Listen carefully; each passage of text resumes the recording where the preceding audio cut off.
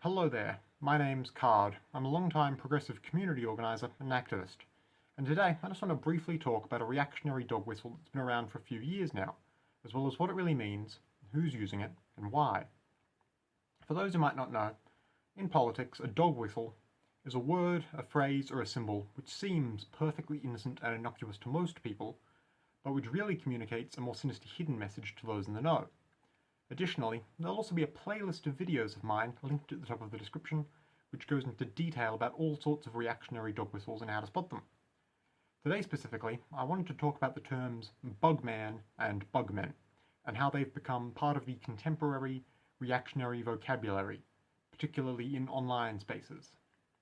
And describing someone as a bugman is essentially a way reactionaries will mock someone for their perceived conformist and consumerist tendencies. The term itself is fairly self-evidently derived from a comparison to the way in which insects, or bugs, will often just mindlessly toil as part of a hive or colony, doing what is expected of them without any real meaningful autonomy of their own. Now crucially, it is worth noting that reactionaries aren't using this term to make any real substantive critique of the commercialization of our lives under capitalism like a leftist might. They're just reaching for an easy insult. And I wanted to make mention of it as a reactionary dog whistle, primarily because the popularization of the term bugman began on anonymous image board websites like 4chan and 8chan, before it gradually spread to other websites like Reddit, Twitter, Facebook and YouTube a couple years later.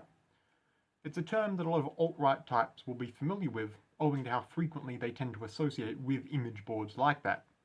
Therefore, someone using the term bugman as an insult like that could potentially be a red flag, in that they could have quite likely have picked it up through being around those sorts of alt-right linked websites. So, for the sake of keeping yourself and your spaces safe, please just keep it in mind. It's always good to be able to recognise alt-right messaging and signalling like this, so you can spot it, denounce it, explain why it's wrong and bad to others, and remove the people posting this sort of stuff. That's all I have to say today. I hope it helps. Once again, my name's Card. If you might want to hear more from me, especially more about emerging or obscure reactionary dog whistles and how to spot them, feel free to subscribe to this YouTube page, or just take a look at my other videos. Either way, goodbye for now, and stay safe out there.